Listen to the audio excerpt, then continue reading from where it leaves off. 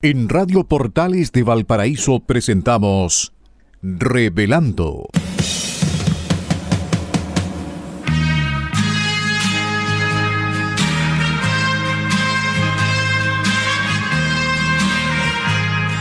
Un programa donde se abordan temas de actualidad, contingencia y la agenda cultural de la zona. Entrevistas del ámbito nacional e internacional. Revelando es presentado y auspiciado por Asofar AG, Asociación de Oficiales de la Armada de Chile en Retiro, Asociación Gremial.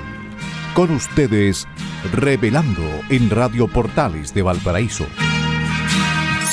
Muy buenas tardes, estimados auditores. Un día lunes más, acercándonos rápidamente a nuestra fecha de votación.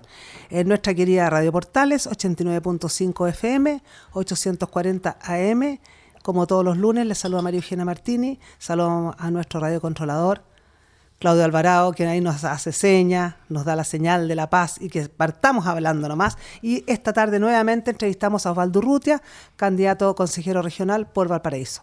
Insistimos nuevamente a nuestros auditores, quienes nos han escuchado, que vamos a tener 4 papeletas de votación, una por gobernador regional, una por consejero regional, una por alcalde municipal y una por concejal. La gente se confunde entre concejal y consejero y quiere estar muy clara al respecto. Buenas tardes, Osvaldo, te tenemos una vez más en nuestro programa. La verdad que has dado hartas entrevistas y hartos comentarios en los diarios, Mercurio, qué sé yo. Así que estamos muy interesados en saber cuáles son tus proyectos, Osvaldo. Cuéntanos un poquito más. Tú, en la última entrevista en el Mercurio de Valparaíso, Conozca a su candidato, primero que nada hablaste de seguridad para todos, su seguridad humana integral humana. ¿Cómo es el tema ese? Cuéntanos un poquito. Hola Eugenia, buenas tardes. Un saludo afectuoso a todas las personas que nos escuchan en Radio Portales. Sí, sin duda uno de los temas más importantes que hoy día enfrentamos es la seguridad, la crisis de seguridad que tenemos en el país. Y algunas cifras para poder entenderlo en toda su magnitud. Desde el año 2022 y 2023 son los años con más homicidios detectados por Carabineros en los últimos años. Tenemos 834 y 813 homicidios respectivamente. Y desde el año 2022 a la fecha han sido asesinadas 2.267 personas. O sea, eso es dramático. Dramático. Bueno, acabamos de ver para el 18 de septiembre, hace menos de un mes atrás, ¿no es cierto?, que asesinaron a 2 personas en la subida a Ecuador, que antiguamente era una zona de carrete, en que muchos fuimos alguna vez a pasar una jornada con amigos a algún bar de ese sector. También han asesinado gente en Viña del Mar, en la fonda oficial, ahí en la avenida, en el Sporting, también asesinaron a otra persona. Y en fin, estamos teniendo homicidios y asesinatos con tanta frecuencia. Fíjate, en el mes de septiembre, en una semana hubo más de 40 homicidios. En una semana. Entonces, y este año 2024... De seguir así, va a ser el año que en la historia de Chile va a tener más homicidios, en la historia reciente de Chile. De hecho, la semana 39, el incremento respecto del mismo periodo del año anterior ya era casi un 6-7%, y con respecto al año 21, un 61% de homicidios. O sea, todas estas cifras van al alza, ¿no? Todavía no tenemos que en la curva haya un punto de inflexión. Claro, o está cambiando por lo menos, claro. Mira, los delitos de mayor connotación social, sumados los homicidios, las violaciones, las lesiones, los robos con violencia, los robos con intención, los hurtos, todos aumentaron más de un 45,3% desde el año 22 y el 23, y el 24 sigue siendo una tasa espantosamente alta. Los delitos con lesiones también experimentaron una alza tremenda, más de un 25% el 22 y un 6% el 2023. Osvaldo, sabemos todo eso, pero ¿qué hace el gobierno en este minuto? Porque tú estás en este minuto como candidato opositor y el gobierno está asegurando que la seguridad mejora, que el país se encontró un país más lesionado y está mucho mejor. La ministra del Interior dice no, que esto es la misma cifra que se mantiene, y sin embargo parece que eso no es así. Tú estás leyendo las cifras y no es así. Hay aumento y... Obvio que no es así, si las entonces, estadísticas ¿qué pasa? Los números son fríos y son objetivos. no hay ninguna discusión respecto de los números. Y el gobierno los conoce porque todos estos números se sacan del sistema táctico operativo policial, el famoso STOP, que mantiene Carabineros y que está coordinado con el resto de con las otras policías.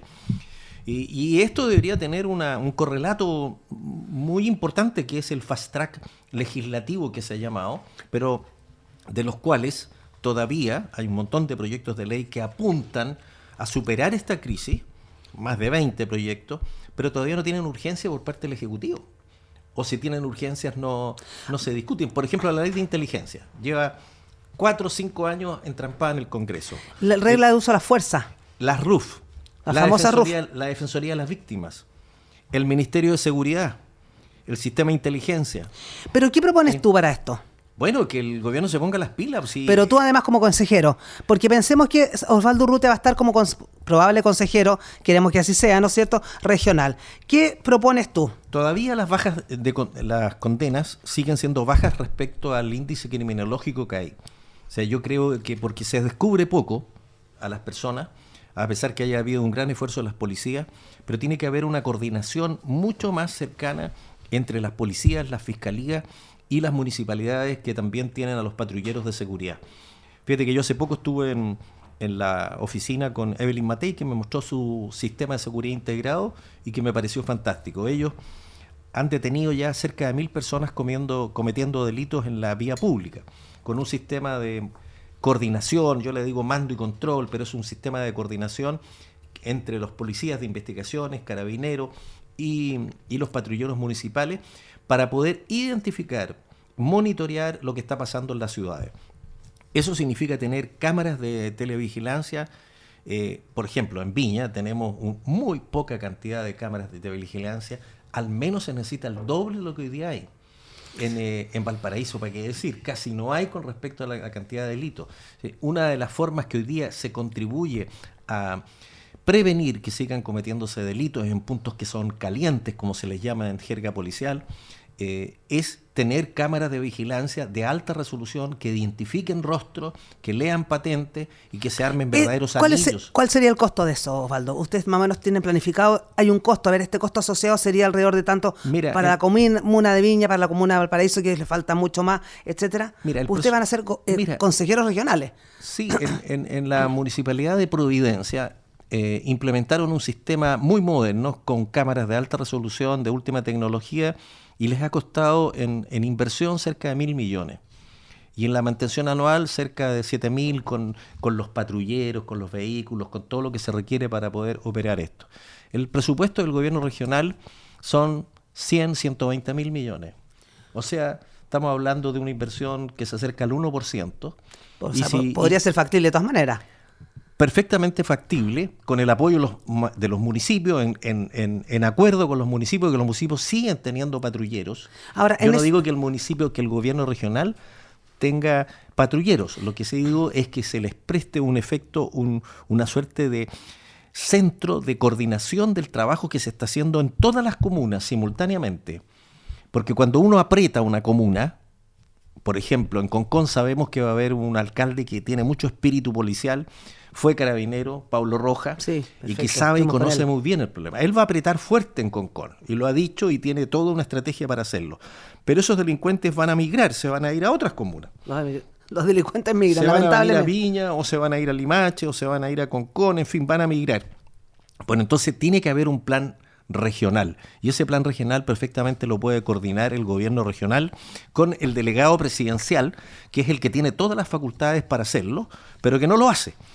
Perfecto, y no lo hace porque no se atreve. A veces por falta de recursos, pero el gobierno... Los recursos los tiene el gobierno regional. El Ministerio del Interior no le da los recursos, tampoco se ha actuado o se ha apurado el proyecto del Ministerio de Seguridad Pública. Entonces tenemos una serie de trabas burocráticas por falta de coordinación, y yo pongo las cifras sobre la mesa cada vez que estamos conversando, Eugenia, porque esta situación es dramática, de verdad estamos pasando una crisis espantosa. Claro, y la gente dice, o sea, necesitamos, pero la gente no sabe cómo, y tú estás aquí planteando una solución de cómo hacer algo con costos, con cifras, entonces la gente tiene que saber que esto sí puede hacerse. Obviamente, mira, aquí no se trata de inventar la rueda, si la rueda ya se inventó hace mucho rato, ya hay comunas que lo están haciendo muy bien, como por ejemplo la comuna de Providencia, que lo hace muy bien y se coordina muy bien, pero aquí en la región esto es una descoordinación de principio a fin. Nadie sabe para dónde vamos, los alcaldes hacen independientemente algunos un esfuerzo, pero eso no resulta, y tenemos los resultados que hoy día somos la segunda, tenemos las ciudades y la región con las cifras mayores de mayor delincuencia en el país. Después de algunas comunas de Santiago que llevan la batuta, pero nosotros estamos muy mal y yo creo que hay que ponerse las pilas, porque sin seguridad, Eugenia, sin seguridad no hay nada, no hay turismo, no hay cruceros que lleguen. No hay inversión. No hay inversión, no van a venir los turistas en los no cruceros hay que justicia, van al paraíso, tampoco hay ni van a justicia. ir a Viña a pasearse, a tomarse fotos en el reloj de flores, No hay nada. ni a visitar las playas, no va a haber inversión, todo el mundo se fondea temprano porque tiene miedo, por lo tanto los restaurantes y todo eso no funciona. Entonces, lo primero y lo más importante, obviamente, hay que enfrentar el tema de la seguridad, pero no como un eslogan político de campaña, hablar de seguridad, sino hay que saber lo que hay que hacer. Aquí nosotros estamos proponiendo soluciones, tenemos datos, estadísticas, sabemos lo que cuesta este esfuerzo, y yo espero llegar al gobierno regional y impulsar todas las medidas que sean necesarias para apoyar a los alcaldes y coordinar desde el gobierno regional esta lucha contra... O sea, ¿ese es un proyecto que ustedes como consejeros regionales podrían presentar o podrían presentarle al gobernador regional que les diga, esto queremos nosotros y vamos a hacerlo de esta forma? Sí, claro, nosotros podemos elaborar el proyecto y presentarlo para que se discuta en el pleno del Consejo, se aprueben los recursos y se haga. Y no solamente frente a los homicidios, el tráfico, el crimen organizado, el tráfico de drogas, sino que sea un sistema integral que nos sirva para, por ejemplo, las habituales tragedias que ocurren en nuestra zona, los terremotos, las inundaciones, los incendios, sí, que al final... Como dice Van Poduje, van a seguir ocurriendo, llega el verano, el calor, etcétera, etcétera. Siguen ocurriendo, van a seguir ocurriendo, y no tenemos un sistema de coordinación a nivel del gobierno regional. Y aquí tú hablas justamente de un sistema regional de coordinación, mando y control, con que podemos brindar, digamos, respuesta efectiva ante cualquier emergencia. Sí, porque no existe una coordinación efectiva entre, así como no existe entre las policías y gendarmería, no existe una coordinación efectiva entre la CONAF, la actual Senapred, ex ONEMI, la CONAF, como quedó demostrado en el informe que se hizo en la Cámara de Diputados después de la tragedia de los incendios donde murieron 137 personas. Y donde nadie ha pagado los platos rotos, digamos. Hay responsabilidades, obviamente, y uno se echa la culpa unos a otros, pero evidentemente, incluso entre los propios cuerpos de bomberos no existe una coordinación entre el cuerpo de bomberos de Valparaíso y el cuerpo de bomberos de Viña o el de Quilpué, no existe. O el de Placilla. Entonces, no, esa es una compañía, la de Placilla. Ah, ya, perfecto, el cuerpo de bomberos es más grande, ya. Que hoy día está en estado sigue funcionando, pero en receso prácticamente. Otro tema tenemos contigo al respecto de lo mismo. Ciudades para Todos, recuperemos nuestros espacios públicos. Entonces, la verdad es que si queremos recuperar nuestros espacios públicos, tendríamos que efectivamente, ¿no es cierto?, tener seguridad para que los niños de entre 80 y los adultos entre 80 puedan caminar, disfrutar, tener espacios públicos seguros, porque si no, no hay ninguna otra forma. Yo hablo de ciudades 880. ¿Qué significa eso? Ciudades 880 hablaste. Las ciudades 880 es que cuando un niño de 8 años puede jugar solo en un espacio público, en una plaza, y un anciano o un adulto mayor de sobre 80 años también puede ir solo, sin el miedo que lo rapten, que lo asalten, que le roben o que lo apuñalen, es porque hemos recuperado el espacio público. Y eso tenemos que aspirar, a las ciudades 880.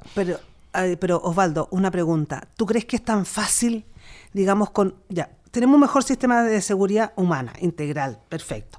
Pero ¿cuán rápido podemos lograr eso? Porque la gente sigue asustada, porque el narcotraficante, el delincuente va a seguir, digamos, al acecho de quién puede o robar, o secuestrar, o asaltar, o robarle, aunque sea hasta el reloj, porque ya la gente mata por un reloj. Entonces, ¿cuánto tiempo logra eso, pero Osvaldo? Si para eso para eso estamos postulando, para asumir estos desafíos, y hay que hacerlo, y hay que destinarle recursos. Esto significa plata, no es gratis, hay que hacerlo, y la plata la tiene el gobierno regional, hay que priorizar de manera distinta, en vez de estar haciendo un montón de proyectos, no los quiero nombrar, que no sirven para nada, o que sirven para muy poco. Lo que hay que hacer proyectos que nos permitan recuperar los espacios públicos, mejorar los equipos de seguridad ciudadana, tener patrulleros de verdad, tener un sistema de mando y control digital. Hoy día la inteligencia artificial ayuda mucho. Todo eso se puede hacer, pero requiere inversión.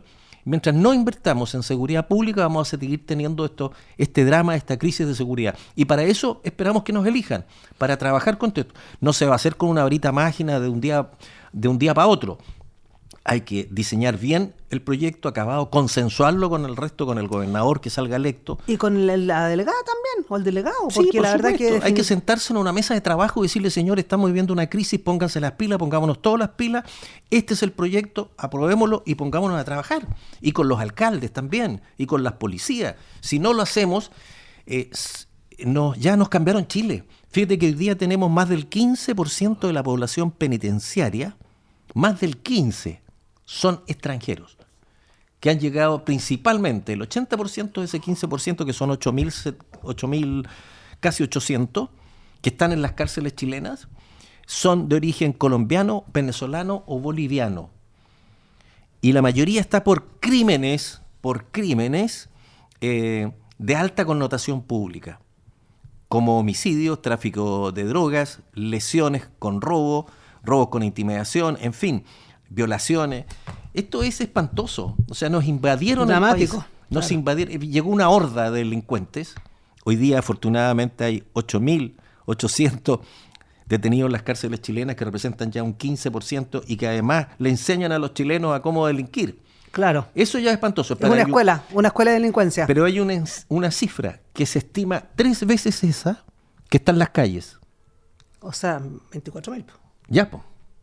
De extranjeros que llegaron aquí a delinquir y que están en forma irregular. Y te voy a poner 2 ejemplos de descoordinación. Pero eso es dramático, Osvaldo. Sí, pues te voy a poner 2 ejemplos de descoordinación. Tú sabes que cuando Carabineros detiene a un extranjero en la calle, ¿no sabe inmediatamente si está irregularmente en Chile? Tiene que llevarlo a un cuartel de la PDI y preguntarle si ese extranjero que detuvo y perder todo ese tiempo, claro, está en forma irregular o no. Porque no están en línea. Porque el que controla el acceso al país es la Policía de Investigaciones. En los aeropuertos, sí, claro, en los puertos, siempre hay un grupo de personas de la PDI que son los que registran si la persona está o no, entró en forma regular o no. Pero esa información no la tiene en línea Carabineros. Ese es un ejemplo de coordinación. Te pongo un segundo. Entre Carabineros... Qué dramático. Entre los Carabineros, Gendarmería, o sea, cuando una persona, violencia intrafamiliar, que las víctimas son normalmente, o el 99% son mujeres. Cuando una persona es condenada por violencia intrafamiliar, se le pone un grillete y esa persona tiene prohibición de acercarse a 100 metros de la víctima. ¿Cuánto se demora en llegar? Si la persona se detecta que está a menos de 100 metros, va a tirar una alarma. ¿Quién recibe esa alarma? ¿Carabinero? No, la PDI. Gendarmería. Y Gendarmería recién ahí le avisa a Carabineros. O sea, tampoco los patrulleros municipales lo saben. Uy, qué horror. Entonces, en 100 metros, ¿cuánto es una cuadra? ¿Cuánto te demoras en llegar a tu víctima? Un delincuente. Al tiro, o sea, mucho. 2-3 minutos. ¿Cuánto se demora en responder el 133?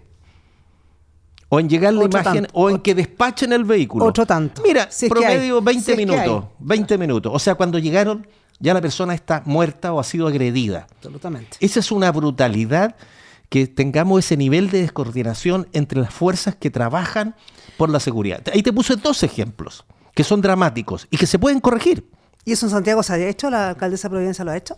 La alcaldesa de Providencia ha trabajado mucho con el tema de la violencia intrafamiliar y ellos están llegando, fíjate que el 1414, estos 4 números que tú llamas a la municipalidad, y yo hice la prueba, se demoraron 2-3 minutos en responder y en despachar el vehículo, porque ellos tienen los vehículos desplegados en el territorio. Y la cantidad de vehículos suficiente. Y la cantidad de vehículos porque tienen sectorizados. Aquí tampoco tenemos vehículos suficientes. Tienen sectorizada la comuna y saben dónde tienen cada vehículo, porque lo están viendo en la pantalla, tienen Perfecto. Un GPS y saben cuál es el que está más cerca, inmediatamente, de lo más cerca. A veces llegan en 5 minutos o antes. Claro. Eso es lo que debemos hacer. Y eso se hace con estos centros de coordinación, de mando y control, o de coordinación interinstituciones, en que manejen bases de datos y tengan conectividad para identificar a los delincuentes y que todo el mundo sepa quiénes que son los que tienen medidas cautelares, como por ejemplo ese delincuente que atacó a su mujer, la dejó con daño y tiene prohibición de acercarse. Esa mujer vive con miedo. Absolutamente. Y ella la sabe- familia también, porque a veces se ensañan con los hijos o con la parentela. Oye, y ella sabe que la policía no va a llegar. Además, Sabe. sabe que está insegura. Claro, por esta tontera que te estoy diciendo, por esta descoordinación que existe. Bueno, eso lo detectó la Evelyn Matei y su equipo de seguridad en Providencia y ya lo están conversando con las autoridades. Ojalá se solucione, y yo creo que si Gendarmería no entrega por esa información, debería hacerse un proyecto de ley que obligue a Gendarmería. Y como hablamos en un momento, el sistema STOP, el sistema táctico operativo de Carabineros, debe estar en línea entre las policías, Gendarmería, los patrulleros municipales. Hay suficientes carabineros, hay suficientes gendarmes, hay suficiente, digamos, cantidad de gente que pueda reprimir esto. No, siempre es poco. Ya. Siempre es poco, y toda la gente que tiene un retén al lado de la casa, pero yo Absolutamente. creo que hoy día existe la tecnología, la inteligencia para Artificial, meterle claro. a los sistemas. Carabineros hoy día sigue, y muchas veces lamentable, pero no ha implementado sistemas tecnológicos. En Santiago sí existen, pero aquí en la región no. Y podría Santiago tiene podría una haber. central. Y podría haber. Y aquí podría haber. Perfecto. Entonces, los que roban en Santiago se vienen por el cruce de la Hormiga y vienen a robar los fines de semana a Olmuega, la segunda vivienda, las desvalijan y se van. Pero no tenemos un cierre, por ejemplo, con una cámara de televigilancia, con cámaras en la cuesta de la Con Hormiga. drones a lo mejor. Con drones, podríamos tenerlo. Y una central que esté notificando y conectada con Santiago. Mira, se pueden hacer muchas cosas. Hoy día la inteligencia artificial y los sistemas de cámara. Es falta de los drones, voluntad.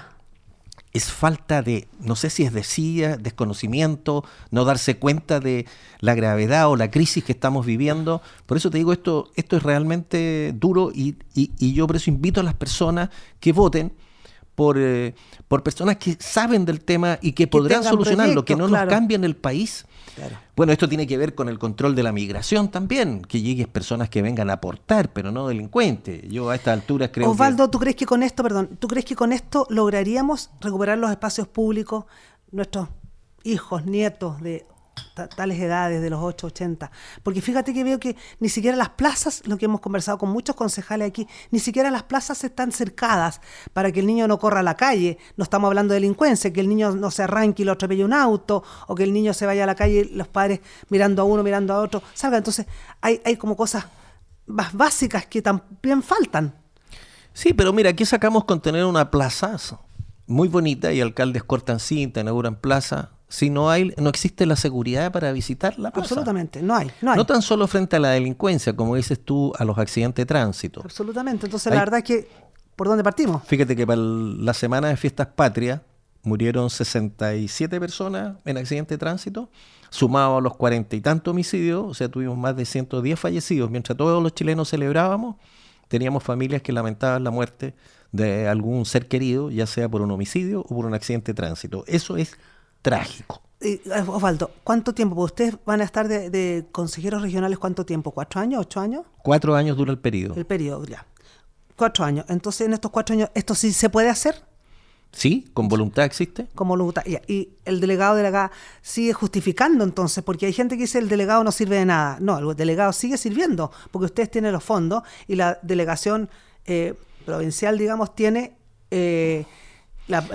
maneja Mira, la seguridad. Lamentablemente aquí existe una pugna de poder entre la delegada provincial Exactamente. y el señor gobernador regional. Tal cual. Entre los dos, en vez de ponerse de acuerdo para enfrentar el crimen organizado, la delincuencia y esta tasa alta de homicidios, lo único que se hacen es pelear, y se dedican a pelear por quién tiene más poder. Yo creo que los dos son necesarios porque las leyes les dan facultades distintas. Es el punto. Uno tiene recursos regionales que puede priorizar y que debe priorizarlo, con un sistema integrado en que participen las 38 comunas y esté involucrada todas las provincias y toda la región. Eso lo puede hacer. Tiene los recursos para hacerlo. La cuestión es quererlo. Y pelea con la delegada provincial, es la que tiene las facultades para mantener el orden público y para dirigir el trabajo de las fuerzas policiales. Si no se sientan, no son capaces ellos de sentarse en la mesa a conversar como buenos chilenos preocupados por la tragedia que nos está pasando, es bien difícil poder lograrlo. Por eso yo quiero, y mi concepto es unir con una causa. Osvaldo Urrutia une ¿Y por qué uno? Porque yo quiero trabajar por las personas para poder superar esta gran crisis que estamos enfrentando. Muy bien, Osvaldo. Seguimos con Osvaldo Urrutia. Después de una pausa musical, vamos esta tarde a tener algún tema de las 4 brujas que nos encantan mucho. Aquí mi amigo Claudio Alvarado me va a poner algo ad hoc. Volvemos con nuestro invitado esta tarde, Osvaldo Urrutia.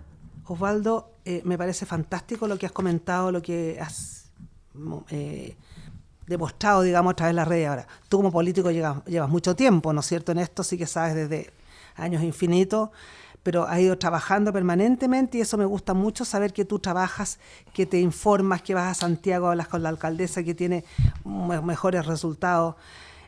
Osvaldo Urrutia, ¿cuál es tu número en la papeleta? V o V de Victoria, V de B, Victoria. la lista B, número 130. Osvaldo Urrutia, tienes la B130 para que sepamos rápidamente cuando veamos esta lista cuántos candidatos hay, 43. 43 candidatos a consejeros regionales, 80 y tantos a concejales, bueno, 6 a gobernadores y a concejales son 80 y tantos. Sí. Alcaldes son 3 nomás. En Viña y en Valparaíso son más, son como 6. Sí, 6. En Viña son 3.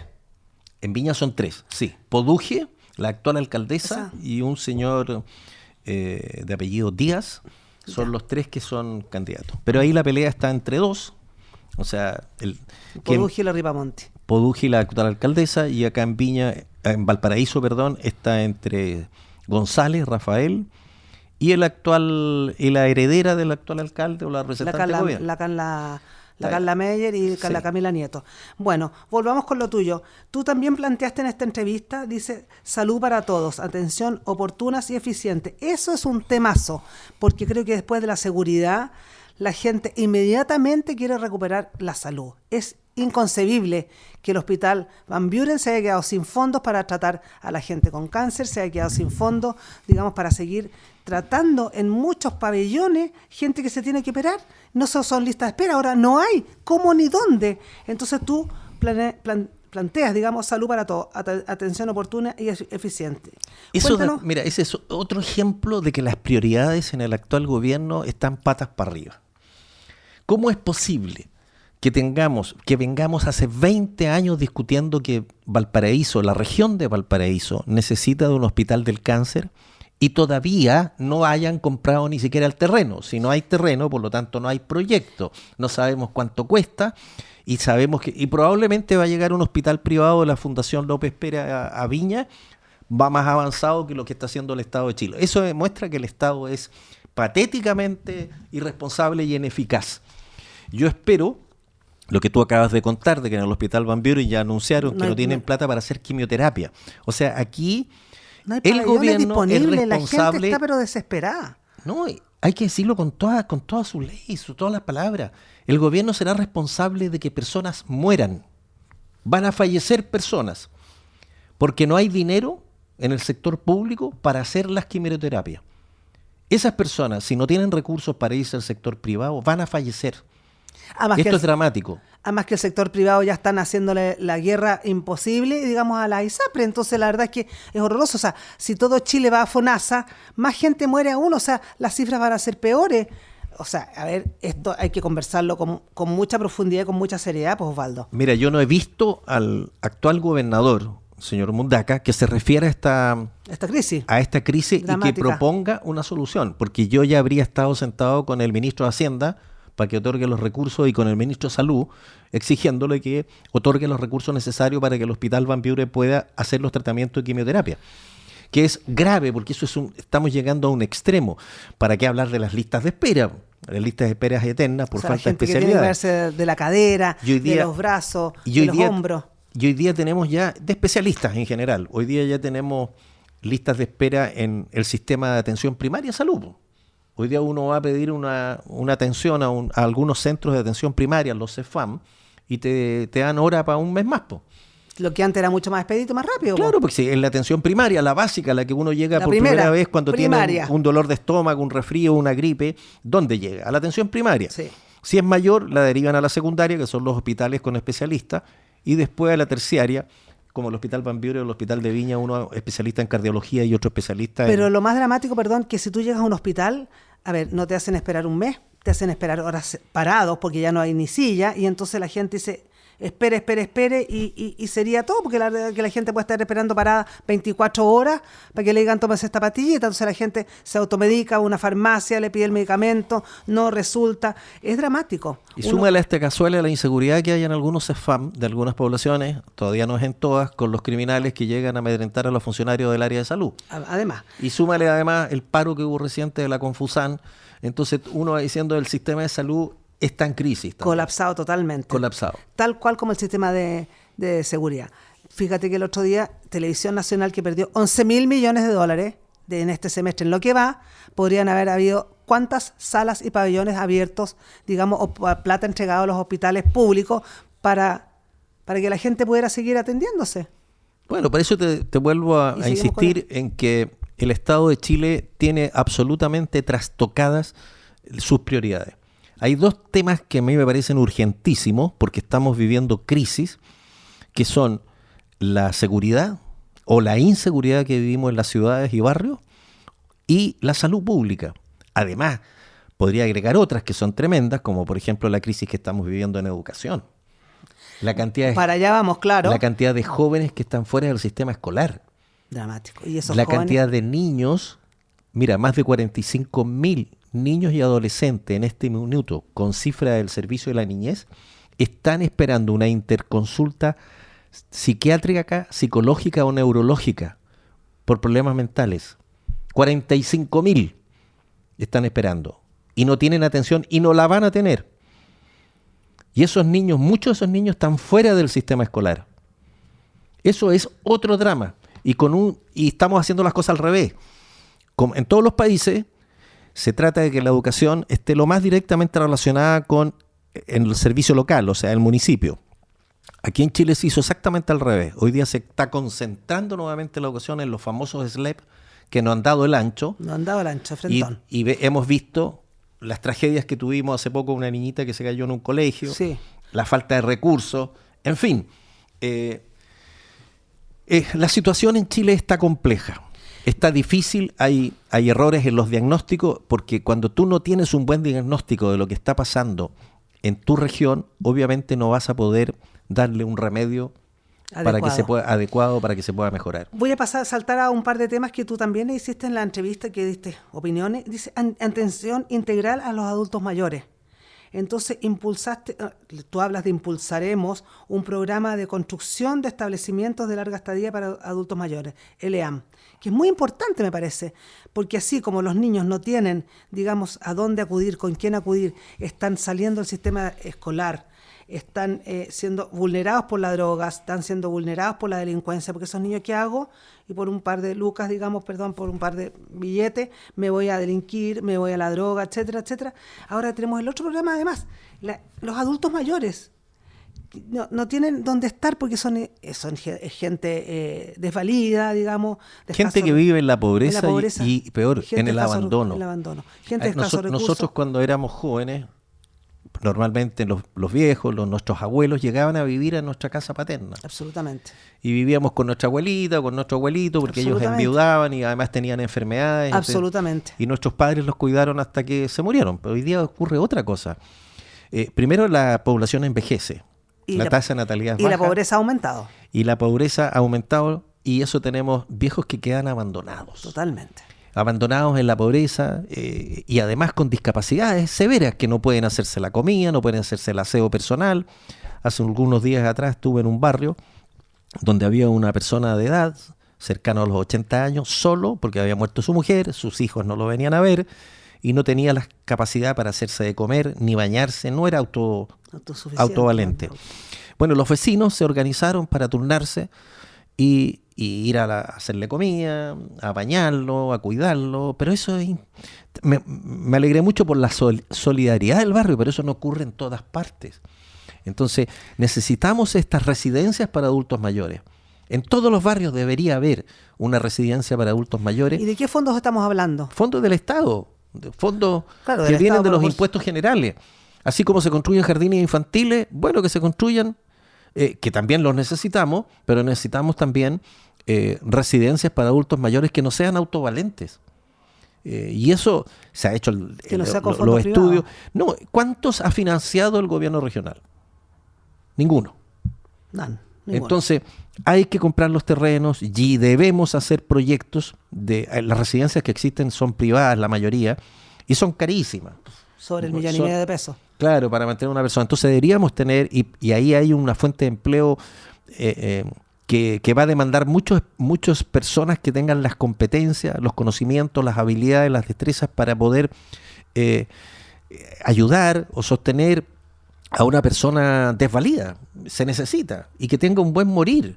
Una persona que no es autovalente, hay que cuidarla, merece. Además, fíjate que esas personas no pueden seguir esperando, porque se van a morir pronto. Están llegando al fin de su vida. Y se van a morir como indigentes en la calle botados. O en lo que era su casa, abandonado por su familia. Entonces, eso es un tema súper doloroso que la sociedad chilena tiene que enfrentarlo.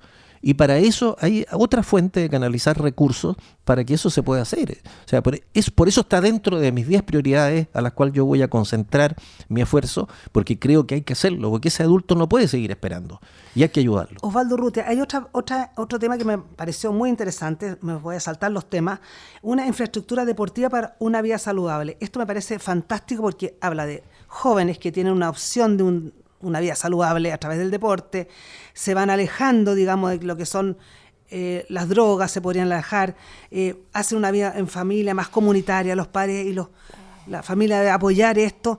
¿Cómo logramos esto, Osvaldo? Mira, no solamente se trata de construir infraestructura y equipamiento, claro, pero porque ¿qué es lo que ha pasado? Más. Por ejemplo, en Viña del Mar hay mucha infraestructura deportiva que se ha construido.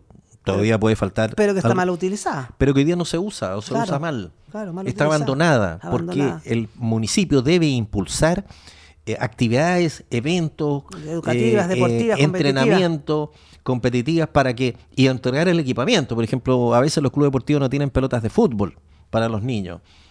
O no tienen, qué sé yo, incluso camisetas. A veces no hay baños para ir al baño, no hay baños para duchar. No, sí, los hay, o están más mantenidos. Eso sí. ¿Ya? Pero que haya entrenadores. Por ejemplo, si vamos a tener niños hicimos el trabajo de tener un centro deportivo, un gimnasio. Bueno, hay que usarlo el 100% del tiempo, desde las 8 de la mañana hasta las 12 de la noche. Y estos con horarios segmentados. Por ejemplo, en la mañana, alumnos de colegio. En la tarde pueden venir los adultos mayores y en la noche los que trabajan porque no pueden y pueden llegar a partir de las 6. Si yo ordeno eso y tengo entrenadores, tengo equipamiento, hago competencias, eventos, bueno, voy a llenar los gimnasios. Y eso, como tú bien dices, es un incentivo a que las personas practiquen vida sana, deportes y no caigan en el flagelo que hoy día tenemos de que muchos jóvenes abandonan el sistema escolar y se dedican a la droga porque ven que a lo mejor por distintos dramas que tienen la vida fácil y no se esfuerzan por salir adelante. Todas esas cosas las podemos hacer, pero hay que organizarse bien y ordenar las prioridades. Y vuelvo a insistir, esa es otra de las prioridades que debería tener el gobierno regional. ¿Y qué me dices tú de las viviendas dignas para todos? ¿Cómo logramos eso? Un gran problema que existe a nivel país, que se desató después de la pandemia, muy fuerte.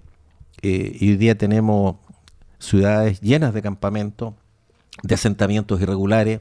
A mí me tocó en la Cámara de Diputados, cuando yo era diputado, redactar la modificación a la ley 20.234, de hecho le cambiamos nombre, le pusimos ley de asentamientos irregulares, precisamente para darle facultad a los municipios y a los serbios para que pudieran regularizar esta situación, radicar donde se pudiera radicar y erradicar a aquellas poblaciones que están en zonas de riesgo para poder enfrentar este drama de miles de familias que hoy día viven en campamentos. Nacen personas... ¿Pero qué proyecto tienes actualmente? Porque tú hiciste algo cuando eras diputado, ahora, hoy. Mira, en Viña siguen existiendo muchos loteos irregulares. Sí, claro. Que nacieron, no confundir con asentamientos irregulares.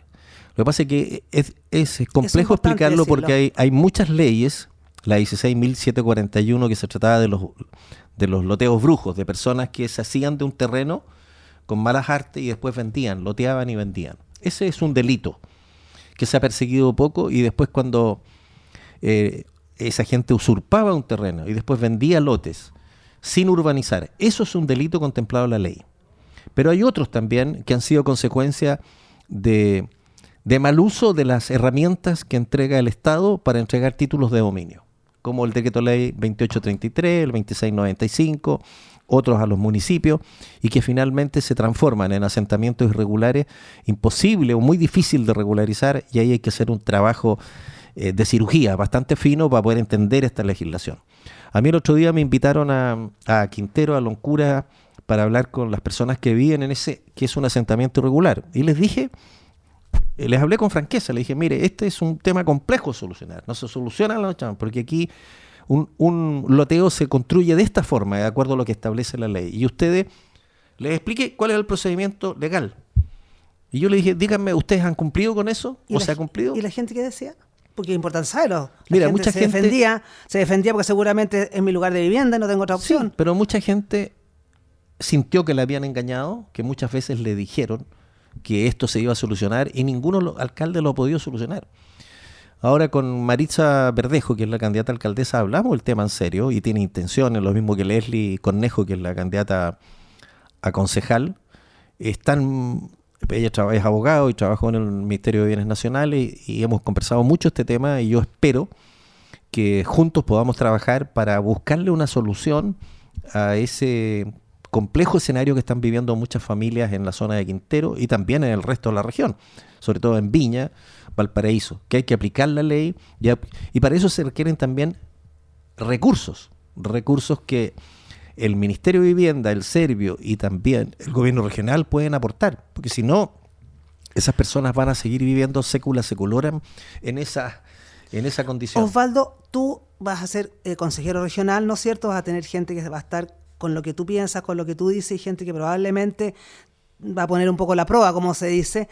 Pero, en verdad, ¿cómo lograr, a ver, todo lo que tú tienes, porque tienes aquí varios temas más que no lo hemos hablado todavía, pero los más relevantes creo que los hemos hablado. El de la conectividad vial. La conectividad vial, por ejemplo, ya. ¿Cómo piensas tú mejorar de la conectividad vial? Un programa integral para que la infraestructura vial. ¿Qué te parece a ti y cómo van a lograr todo esto? ¿Cuántas veces a la semana sesiona el Consejo Regional? ¿Cuánta dedicación tienen ustedes? ¿Hacen una dedicación personal y llegan al Consejo Regional con las ideas, con los proyectos? Bueno, tú sesionas una vez a la semana en sala. ¿Es suficiente eso? No, porque en la sala uno va a votar.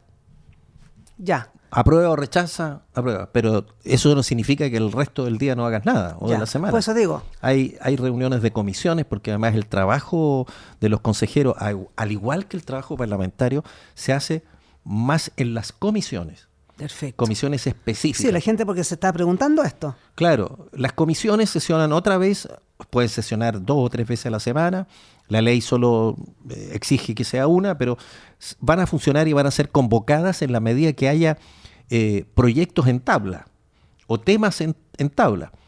Ahora, yo pretendo dedicarme a esto en cuerpo y alma porque creo que hay mucho que hacer y hay una oportunidad para cambiar un poco la forma en cómo se han enfrentado el gasto de los recursos en los gobiernos regionales. Yo creo que aquí hay que hacer proyectos de gran impacto y colaborar, porque el Fondo Nacional de Desarrollo Regional, lo dice su nombre, es un fondo que se creó durante el gobierno militar para orientarlo al desarrollo de la región, no para hacer una alcancía de los municipios, para hacer microproyectos que solo tienen un pequeño impacto barrial, ni siquiera comunal. Yo quiero hacer proyectos que tengan impacto regional. Por ejemplo, colaborar para que sacar adelante la ruta F30E. ¿Cuál es esa? La ruta que une Viña, Concón, Quintero y Puchuncaví. La ruta de la muerte. Así se llama, porque ha muerto mucha gente. Tenemos los cruces, el ingreso a Quintero, que se llama también el cruce de la muerte o el cruce de la Virgen, porque hay una Virgen ahí, o el cruce de Valle Alegre. Ahí ha muerto mucha gente. No es posible que tengamos un alto tráfico de camiones y de vehículos, porque además eso se ha ido llenando de casas. Urbanizando mucho. No se ha urbanizado. No, pero me refiero, pero en Mantagua, por ejemplo. Pero ahí no está urbanizado. Lo que hay ahí son viviendas y la urbanización es local. No existe lo que se conoce en un loteo como urbanización. Eso es importante saberlo. Y está lleno de flujo de vehículos que congestionan la vía a cualquier hora. Claro. No solo en hora punta mañana y hora punta tarde. Entonces, esa vía tiene que tener, desde ese año está pidiendo a grito tener doble vía. Claro. y tener nudos de atravieso hacia los sectores que están donde hay población, se ha ido radicando población. Perfecto. Además, tú me dices, ¿cómo?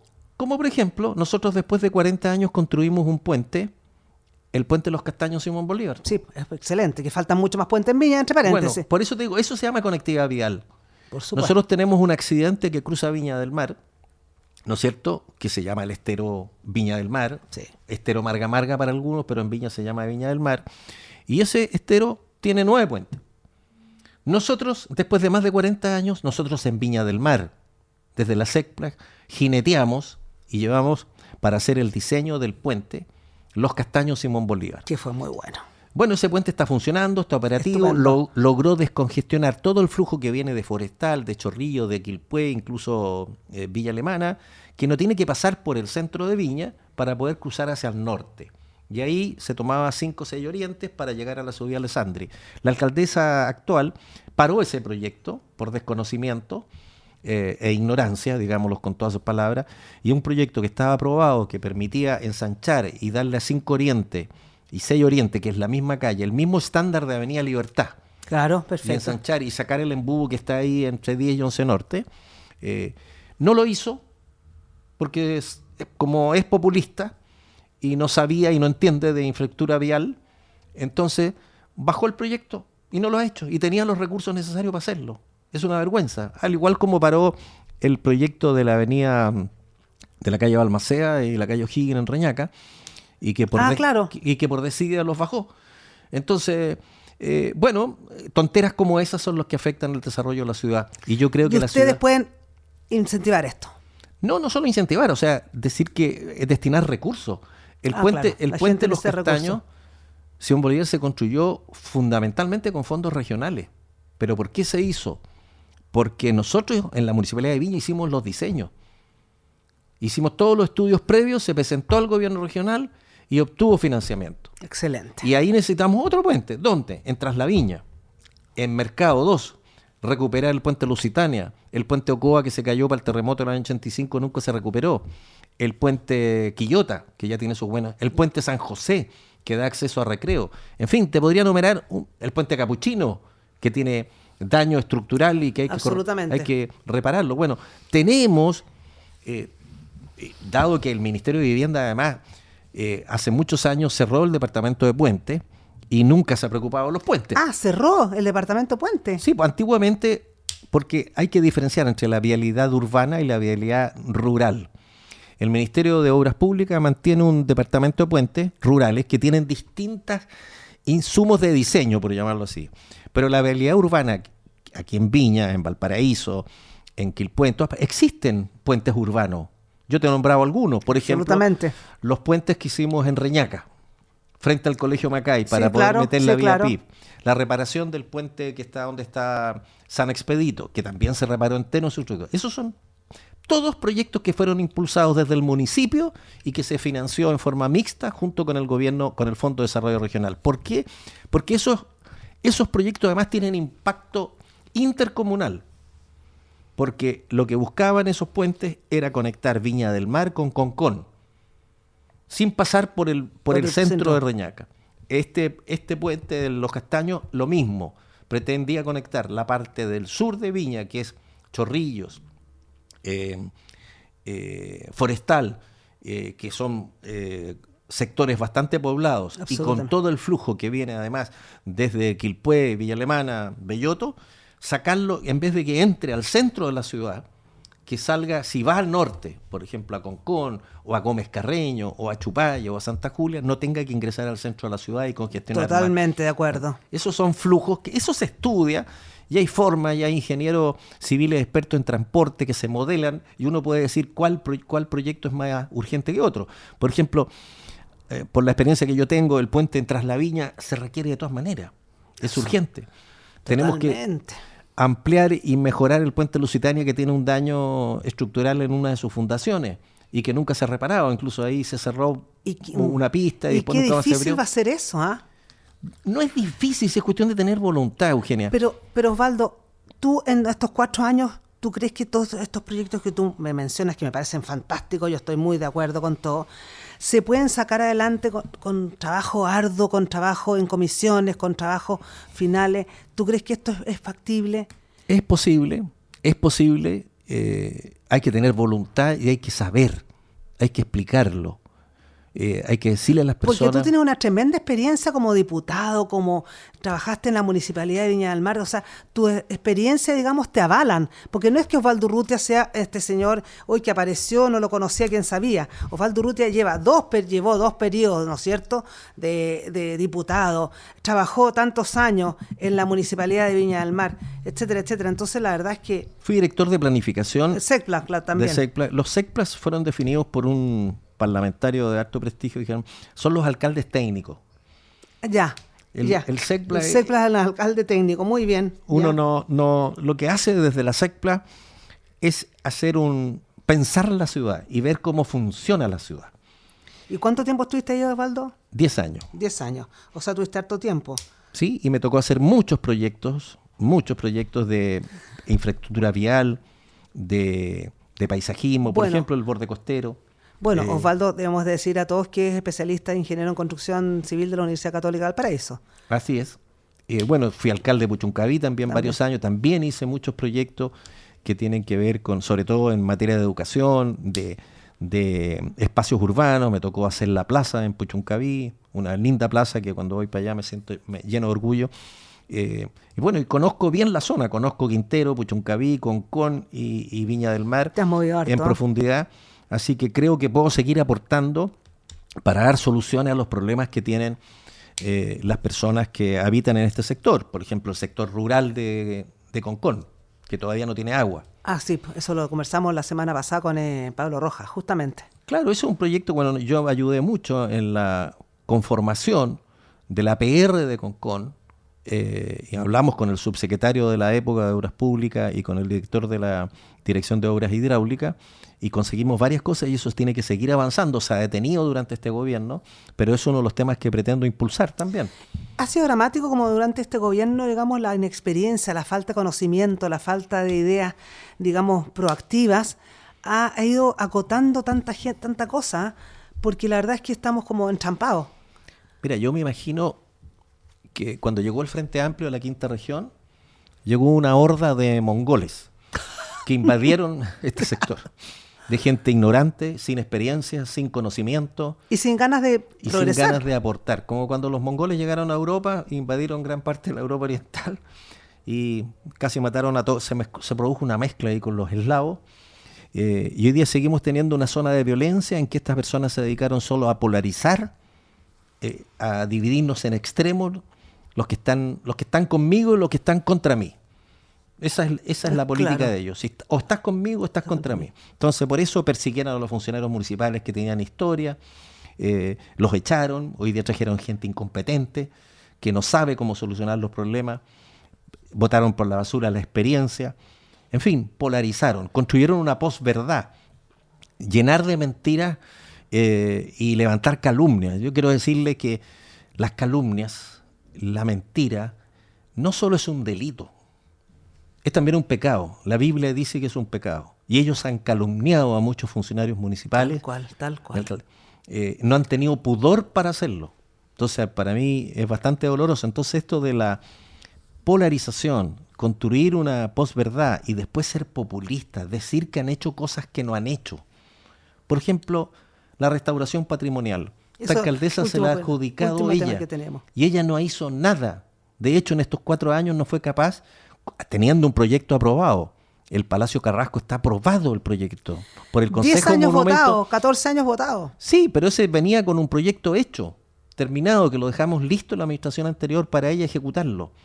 Y le cortó la cinta al Teatro Municipal, que ese proyecto lo hicimos nosotros, completo, con todo lo complejo que significaba. El Palacio Vergara, la Quinta Rioja, todos edificios terremoteados después del terremoto del año 2010, que quedaron en pésimas condiciones. Hubo que hacer proyectos, prácticamente hacerlos de nuevo.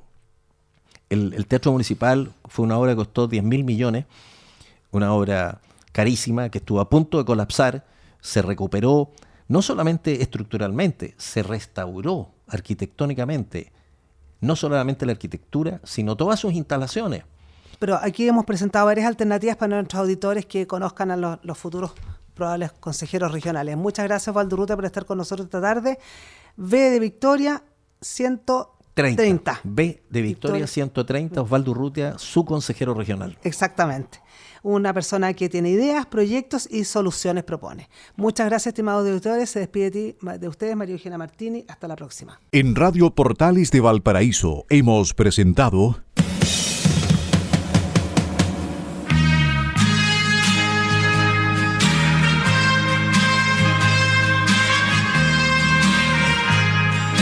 Revelando, un programa donde se abordan temas de actualidad, contingencia, entrevistas del ámbito nacional e internacional. Revelando es presentado y auspiciado por Asofar AG, Asociación de Oficiales de la Armada de Chile en Retiro, Asociación Gremial. Sintonícenos en un próximo programa. Buenas tardes.